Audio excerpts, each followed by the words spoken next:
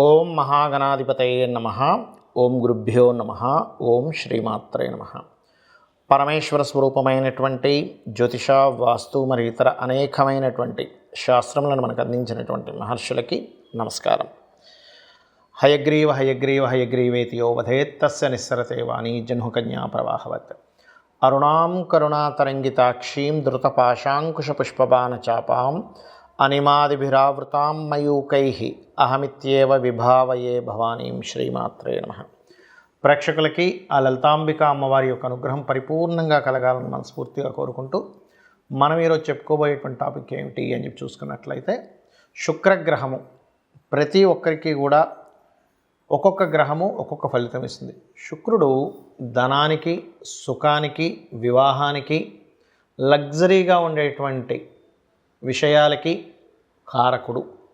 కాబట్టి మీకు గనక శుక్రగ్రహ అనుగ్రహం కావాలి, ప్రతి ఒక్కరూ కోరుకుంటారు శుక్రగ్రహ అనుగ్రహం కావాలండి, నాకు శుక్రమహర్దశ నడుస్తుందంటే ఓ మంచి దశ అనుకుంటారు. కానీ ఆ శుక్రదశ ఒక్కోసారి కొంతమందికి యోగించదు, కొంతమందికి యోగిస్తుంది.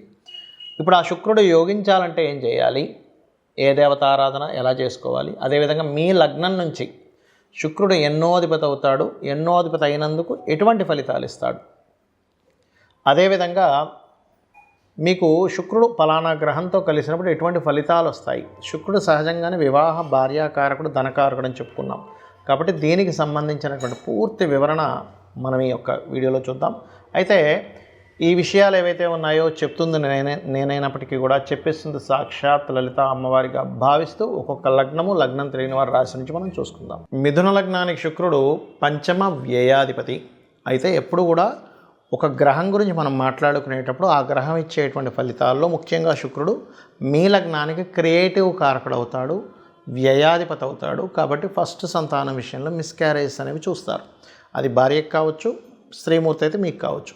అయితే ఎప్పుడు తీవ్రంగా ఉంటుంది, ఇన్బిల్ట్గా యోగం ఉంది కానీ తీవ్రంగా ఉండేటువంటిది ఆ శుక్రుడు ఏదైనా స్పాయిల్ అయితేనే తీవ్రంగా దాని ఫలితం ఇస్తుంది. రైట్. అంటే శుక్రరాశిలో పంచమంలో ఏదైనా పాపగ్రహం ఉన్నా, నీచబడ్డ గ్రహం ఉన్నా అప్పుడు ఆ రిజల్ట్ ఇస్తుంది, లేదా శుక్రుడు పాడైతే. అదర్వైజ్ ఏమవుతుంది, శుక్రుడు బాగున్నాడు మీకు పంచమాధిపతి అయితే ఉపాసన, అమ్మవారిని ఎంత ఉపాసన చేస్తే అంత బాగుంటుంది. అంటే ఎలాంటి వాటిల్లో బాగుంటుంది, మీకు విదేశాలకు వెళ్ళి సెటిల్ అవ్వడం, లేదా సంతానం మంచి అభివృద్ధిలోకి రావడము, మీరు చేసేటువంటి చిన్న చిన్న ప్లానింగ్స్ సక్సెస్ అవ్వడము.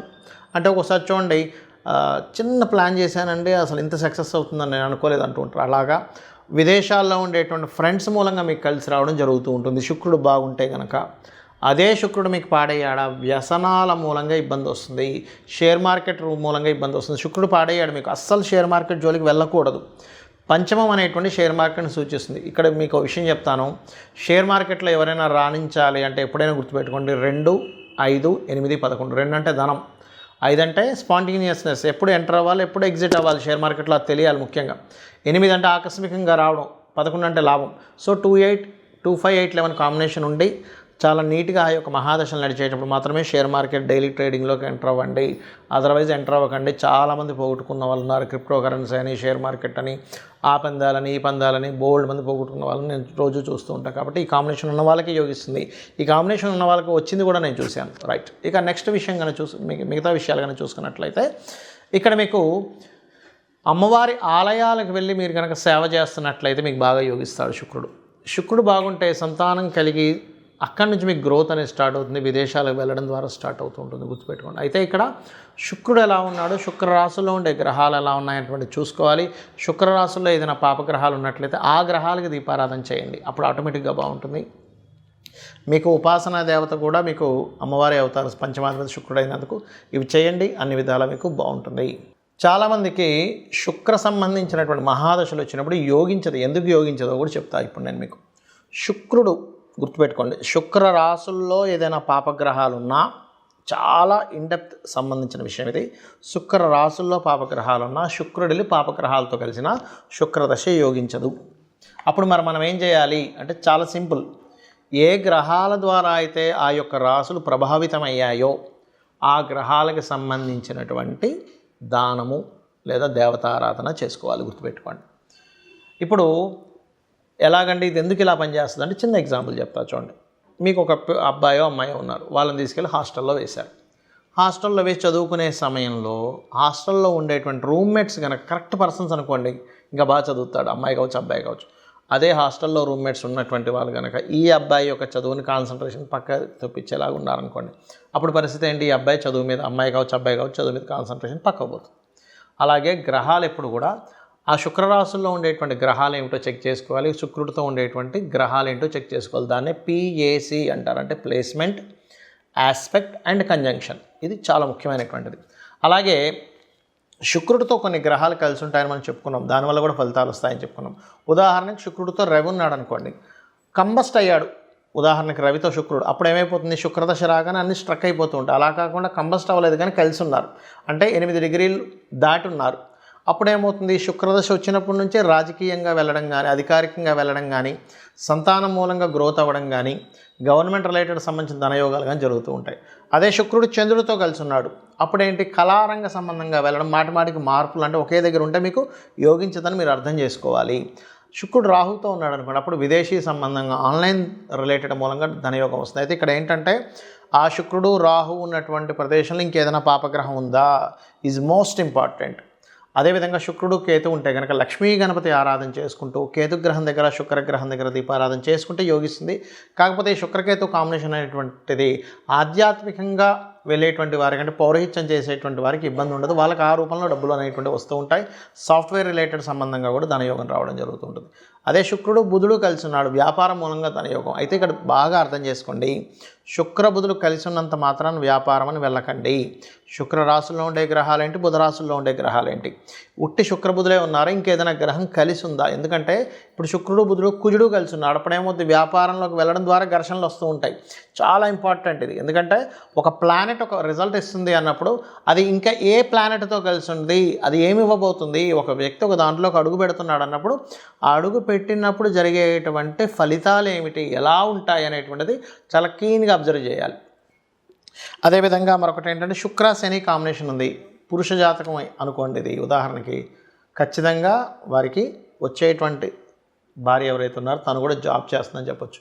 అలా కాకుండా కేతు కూడా కలిసినాడు, జాబ్ చేయదు. అంటే ఏంటి? ఒక ప్లానెట్ ఉన్నప్పుడు ఒక రిజల్ట్ ఇస్తుంది, కానీ అది ఇంకొక ప్లానెట్ వచ్చినప్పుడు దాని రిజల్ట్ మార్చుకుంటూ ఉంటుంది. అలా కాకుండా శుక్రుడు శని కాకుండా బుధుడు కూడా ఉన్నాడు, వచ్చేటువంటి జీవిత భాగస్వామి జాబ్తో పాటు బిజినెస్ కూడా చేస్తుందని చెప్పొచ్చు. అలా కాకుండా శుక్రుడు కుజుడు మన శని ఉన్నారు, అప్పుడేంటి? వచ్చేటువంటి జీవిత భాగస్వామి కాస్త అగ్రెసివ్గా ఉంటుంది, స్ట్రైట్ ఫార్వర్డ్నెస్గా ఉంటుందని చెప్పొచ్చు. అంటే ఏంటి? శుక్రుడు వల్ల మనం వచ్చేటువంటి జీవిత భాగస్వామి ఎలా ఉంటుంది, తను ఏం చేస్తుంది, తన యొక్క స్వభావం ఏమిటి, తను వచ్చినప్పటి నుంచి వీళ్ళకు ఉండేటువంటి లైఫ్లో ఎటువంటి చేంజెస్ ఉంటాయి. ఒకవేళ ఏదైనా దోషం ఉన్నట్లయితే ఇది వివాహానికి కూడా చూపిస్తుందని చెప్పుకున్నాం మనం. ఒకవేళ వివాహ సంబంధించిన దోషం ఏదైనా ఉన్నట్లయితే దానికి సంబంధించింది ఎలా చేసుకోవాలి, ఎందుకంటే శుక్రగ్రహం పర్టికులర్గా మీకు అది డ్యూయల్ సైన్లో ఉంటే ఒక రిజల్ట్, ఫైరీ సైన్లో ఉంటే ఒక రిజల్ట్స్, చరరాశులు ఉంటే ఒక రిజల్ట్స్ అనేవి ఇస్తూ ఉంటాయి. శుక్రుడు అబ్జర్వ్ చేసే వివాహ జీవితం ఎలా ఉంటుందో చెప్పొచ్చు. 7వ స్థానాన్ని 12వ స్థానాన్ని అబ్జర్వ్ చేసుకొని ఎటువంటి ఫలితాలు వస్తాయి. ఒకవేళ శుక్రుడు గురువుతో ఉన్నాడు, గైడింగ్ నేచర్ ఉండే జీవిత భాగస్వామి వస్తుంది. అంటే ఏంటి? తను ప్రతిదీ చూసుకుంటూ ఉంటుంది. ఆ రకంగా ఏంటంటే మనం అసలు శుక్రుడు ఉండేటువంటి స్థితి ఏమిటో అనేటువంటి చూసుకోవాలి. కుజుడితో ఉన్నాడు, ఫైరీ నేచర్. అలా ఒక్కొక్క దాన్ని బట్టి ఇప్పుడు అదే కుజుడు కనుక బాగా పాడైపోయాడు, అప్పుడు ఏమవుద్ది? జీవిత భాగస్వామికి మాటిమాటికి ఏదో యాక్సిడెంట్స్ అవ్వడము, మిస్క్యారేజ్ అవ్వడము, లేకపోతే ఆపరేషన్స్ అవ్వడం, ఇట్లాంటివి జరుగుతూ ఉంటాయి. కాబట్టి ఏంటి? ఇక్కడ ఈ శుక్ర గ్రహం యొక్క ప్రభావం తగ్గాలంటే ఒకటే గుర్తుపెట్టుకోండి, శుక్రుడు ఏ గ్రహాలతో కలిసి ఉన్నాడు, ఏ పాపగ్రహాలతో కలిసి ఉన్నాడో ఆ గ్రహాలకు దీపారాధన చేయండి, ఆ గ్రహాలకు సంబంధించి దానం ఇవ్వండి. Point number 1. రెండవది, శుక్రుడు బాగా యోగించాలంటే గణపతి, లక్ష్మీ గణపతి ఆరాధన చేసుకోవాలి. లలితా సహస్రనామాల యొక్క శ్రవణము పఠనము చేయండి. అదేవిధంగా వీలైనంత మట్టుకు శక్తిదేవత ఆలయాలకు ఎక్కువగా సందర్శిస్తూ ఉండండి.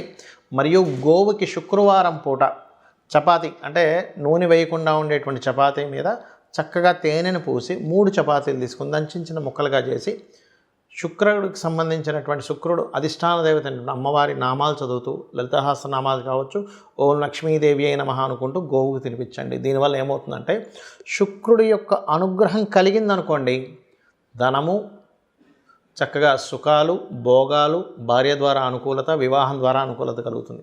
శుక్రుడు అనుకూలించినప్పుడు ఏం జరుగుతాయంటే స్త్రీల ద్వారానే గొడవలు, వివాహం ద్వారా గొడవలు, ధనం ఎవరికైనా ఇచ్చి గొడవలు, ఇవి జరుగుతూ ఉంటాయి. కాబట్టి వీటి నుంచి మీరు బయటపడాలి. ఎందుకంటే స్త్రీ శాపం కూడా శుక్రుడు ద్వారానే చూస్తాం మనం. ఇవి జరగాలంటే నిత్యము అమ్మవారి ఆరాధన చేయండి. శుక్రగ్రహం యోగిస్తుంది. తద్వారా మీ యొక్క జీవితంలో సుఖము, సంతోషము, ధనప్రాప్తి అన్నీ కూడా కలుగుతాయి. కలగాలని మనస్ఫూర్తి కోరుకుంటూ శ్రీమాత్రే నమః.